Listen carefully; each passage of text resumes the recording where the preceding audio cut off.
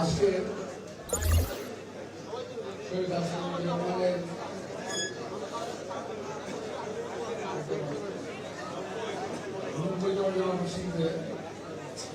যে লোকটির জন্ম না হলে আজকে এই আধুনিক বাংলাদেশের জন্ম হতো না। যে লোকটির জন্ম না হলে বাংলাদেশের স্বাধীনতা আসতো না। তবে এই দেশকে কোন প্রতারকদের হাতে, কোন ধান্দাবাজের হাতে, কোন কসাইদের হাতে এই দলটাকে আমরা পড়তে দেবো, এই দেশটাকে পড়তে আমরা দেবো না। বিএনপি জাতীয় স্থায়ী কমিটির অন্যতম সদস্য জনাব মির্জা আব্বাস।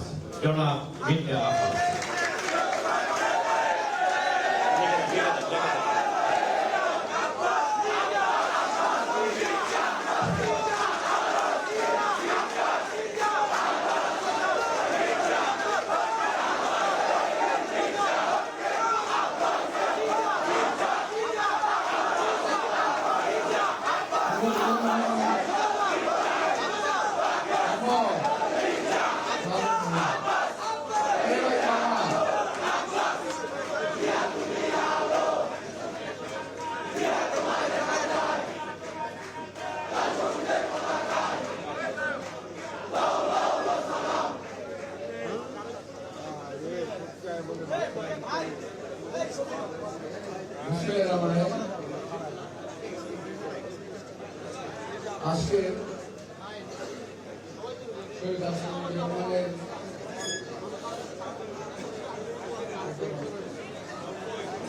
জন্মবার্ষিকীতে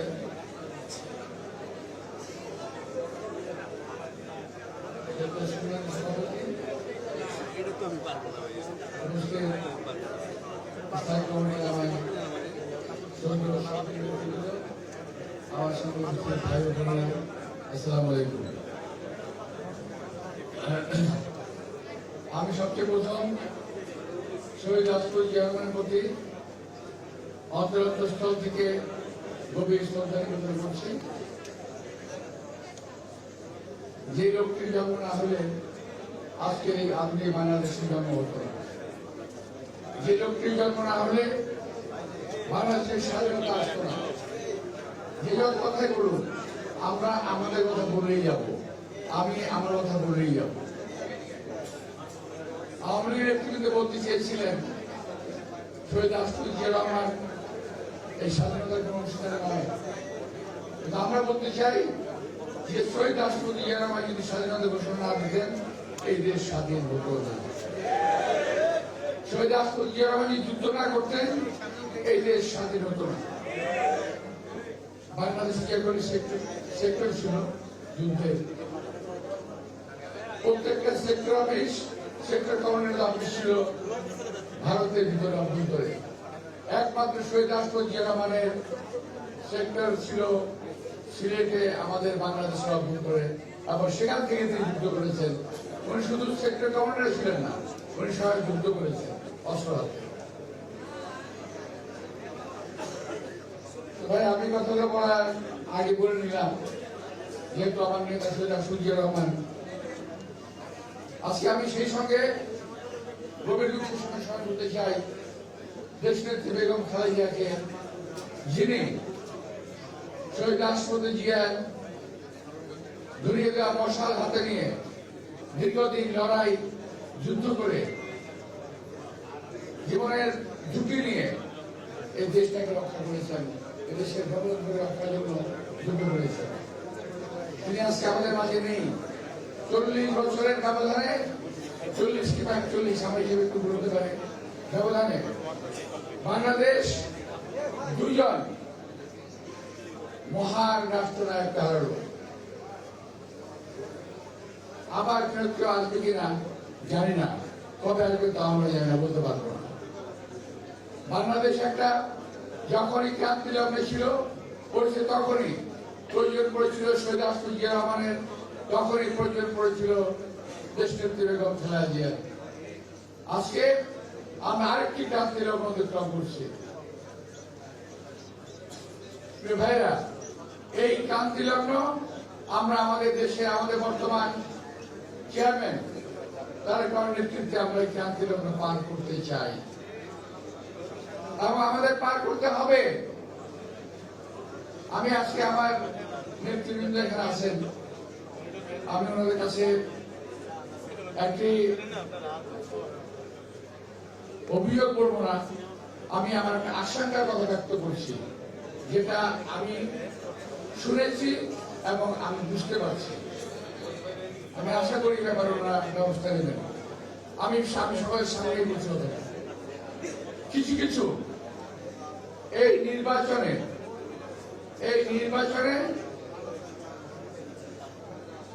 কিছু কিছু সিট কিছু কিছু দলে ইলেকশন ইঞ্জিনিয়ারিং এর মাধ্যমে তারা জয়লাভ করার চেষ্টা করবে, নিয়ে যাবে জোরদস্তি করে।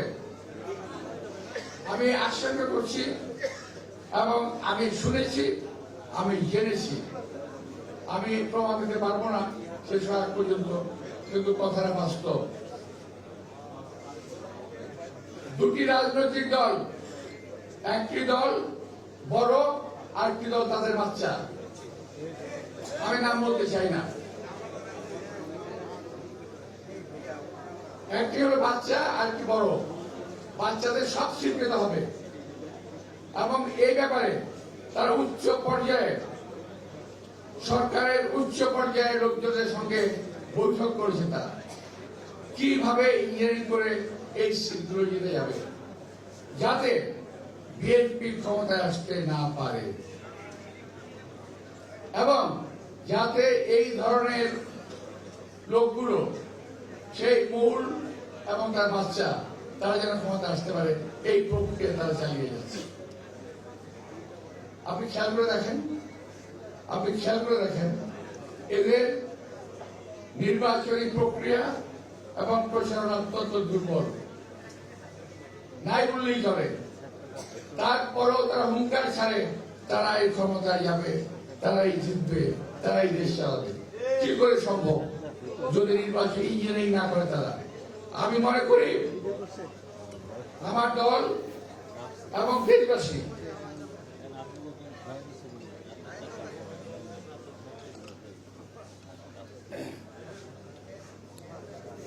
এটা বিশেষভাবে নজর দেবেন। আমাদের নেতা এবং কর্মীরা বিশেষভাবে নজর দেবেন কোন রকম ইঞ্জিনিয়ারিং করতে যেন না পারে। আজকে এখানে আমাদের নির্বাচন পরিচালনা কমিটির আহ্বায়ক সাহেব রয়েছেন, আমার শ্রদ্ধেয় নেতা নজরুল ইসলাম খান আছেন, আমাদের পার্টির সেক্রেটারি জেনারেল মির্জা ফখরুল ইসলাম আলমগীর। আমি ওনাদের কাছে বলবো, আমার এই কথাগুলোকে দয়া করে অবজ্ঞা করবেন না, কাজে লাগবে। যদি কথাটা শোনেন কাজে লাগবে, না শুনে কিন্তু ক্ষতি হয়ে যাওয়ার সম্ভাবনা আছে। আমি তো সিরিয়াসলি কথা বললাম। যাই হোক প্রিয় ভাইরা, আমি প্রথমেই বলতে চেয়েছিলাম যেটা আমি কথাগুলো আমার বক্তব্য শেষ করে দিচ্ছি, এখন আপনাদের সাথে মজা করবো। আমি সেটা হলো, আমি যখন মঞ্চে দাঁড়াই আপনার খুব স্লোগান দিলেন, তাই না? পৃথিবীতে সবচেয়ে সহজ কাজ সমাবেশ এবং স্লোগান দেওয়া, সবচেয়ে সহজ কাজ। সবচেয়ে কঠিন কাজ কোনটা? নির্বাচনে জয়লাভ করা।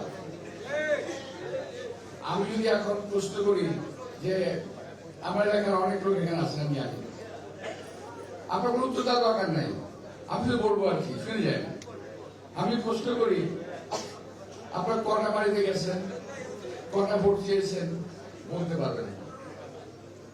আমি জানি এটা।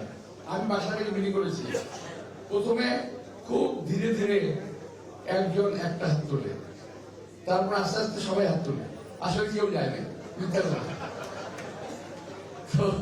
ভাই, আমরা তো রাজনীতি নির্ভর হয়েছি, বহু নির্বাচন করেছি, আমি জানি। তবে হ্যাঁ, 17-18 বছরের নির্বাচনের কোন প্র্যাকটিস আমাদের নাই, ফলে এটা হতেই পারে। তা আমি বলবো যে আপনারা দয়া করে যে যেখানে আছেন, যে এলাকায় আছেন, দয়া করে আগের মতো হয়তো পারবেন না, যতটুকু পারা যায়। বিশেষ করে আমার এলাকাতে অ্যাপার্টমেন্টের সংখ্যা এত বেশি, ডোর টু ডোর যাওয়া খুব মুশকিল। কিন্তু তারপরও আমাদের জনবল এত বেশি আছে, ইনশাআল্লাহ আমরা যদি চেষ্টা করি সবাই ডোর টু ডোর যেতে পারবো।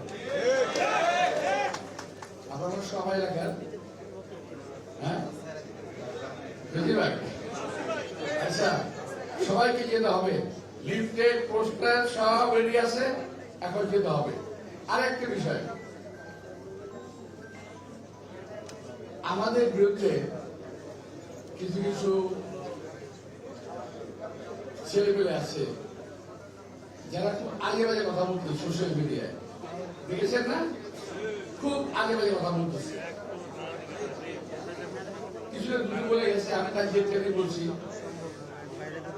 এটা অপকর্ম করতেছে নিজেরা, চাপিয়ে দিয়েছে বিএনপির উপরে, নিজেরা চাঁদাবাজি করতেছে, নিজেরা চাপিয়ে দিয়েছে বিএনপির উপরে। কিন্তু দুর্ভাগ্য আমাদের, ওদের সরকার ক্ষমতায়, আর আপনারা বলেন যে বিএনপি চাঁদাবাজি করে। সরকার কি করে? বিএনপির হাতে যে ক্ষমতা ছিল, সেই ক্ষমতা দিয়ে এই পর্যন্ত প্রায় ৬,০০০ কর্মীকে বহিষ্কার করা হয়েছে। আমি জানতে চাই, কজন চাঁদাবাজকে সরকার গ্রেপ্তার করেছে? একজন চাঁদাবাজকে গ্রেপ্তার করে নাই, কারণ তাদের সকলের চাঁদার মাপ পরিমাপ অনেক বেশি। আমি বাই নেম বলতে পারি, কিন্তু বলবো না, ইলেকশন আগে তো বলবো না, কে করে কার কাছ থেকে করে সব জানি ওগুলো আমরা। কিন্তু চাপিয়ে দিচ্ছে বিএনপির উপরে, বিএনপির নেতৃত্বের উপরে। ইলেকশনে আপনাদের বলার কিছু নাই। দেশের জন্য কি করেছেন বলতে পারবেন? যারা কথা বলেন, অনেকে বলে যে আমরা দুইবার বলে আমলিকে ভোট দিলেন, বিএনপিকে ভোট দিলেন, এবার আমাদেরকে দেন। আমাদের একবার দেখেন। কেন ভাই? ৭১ আপনারা দেখি নাই কিভাবে মানুষকে কচুকাটা করেছেন, কিভাবে দালালি করেছেন, কিভাবে আমার মা বোনদের ইজ্জত হানি করেছেন, আমরা ৭১ দেখি নাই? আবার আরেকজন করে জানেন, ওদের বলার কিছু নাই।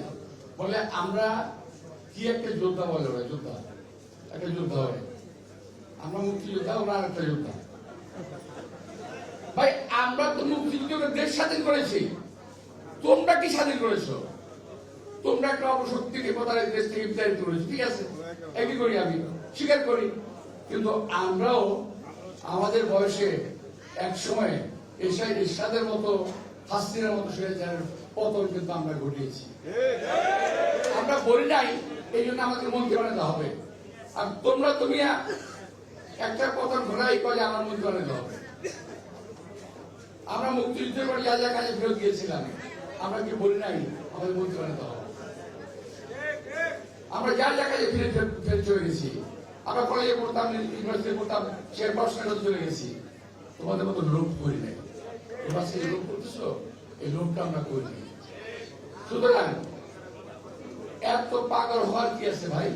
বয়স কম, রাজনীতি শিখো, দেশের রাজনীতি করো, দেশের উন্নতি করো। আমরা কামনা করি আমরা তোমাদের রাস্তায় ফুল ছিড়িয়ে দেব রাজনীতি করার জন্য, কিন্তু অপকর্ম করার জন্য কোন কাজ যদি করো তার জবাব দিতে পারি ইনশাআল্লাহ। ভাইরা, এই কথাটা আমার বলা ঠিক হয় নাই। আমি নির্বাচন হয়েছি, কিন্তু আমি পারছি না। আমার ধৈর্য কুলোচ্ছে না। ওরা যেভাবে অপপ্রচার চালাচ্ছে বিএনপির বিরুদ্ধে, আমাদের বিরুদ্ধে, আমি সহ্য করতে পারছি না। আমি আমার কিছুটা বই প্রকাশ আমি ঘটিয়ে গেলাম, আর গড়াবো না, আর বলবো না। আজকেই শেষ, আজকেই প্রথম, আজকেই শেষ। তোরা যা খুশি দেয় কগিয়া, আমি কোনো কথা কমো না, ঠিক আছে?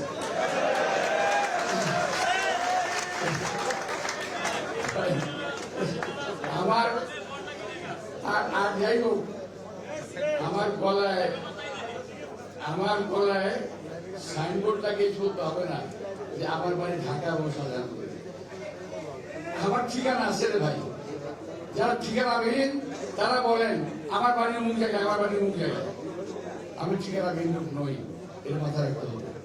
আমি এই দেশে একজন কর্মী, এই দেশকে স্বাধীন করা থেকে শুরু করে এই দেশের স্বাধীনতা সার্বভৌমত্ব রক্ষা করার জন্য যা করা দরকার সবকিছু করছি, এবং জীবনের শেষ মুহূর্ত পর্যন্ত করবো ইনশাআল্লাহ। তবে এই দেশকে কোন প্রতারকদের হাতে, কোন ধান্দাবাজের হাতে, কোন কসাইদের হাতে এই ধরনের আমরা পড়তে দেবো, এই দেশটাকে পড়তে আমরা দেবো না। শহীদ রাষ্ট্রপতি জিয়াউর রহমান যা শিখিয়ে গেছেন, দেশনেত্রী বেগম খালেদা জিয়া যা শিখিয়ে গেছেন, ইনশাআল্লাহ সেই পথ ধরে আমরা এগিয়ে যাবো, এই বাংলাদেশকে আমরা এগিয়ে নিয়ে যাবো। আপনাদের সবাইকে আন্তরিক ধন্যবাদ। আল্লাহ হাফেজ।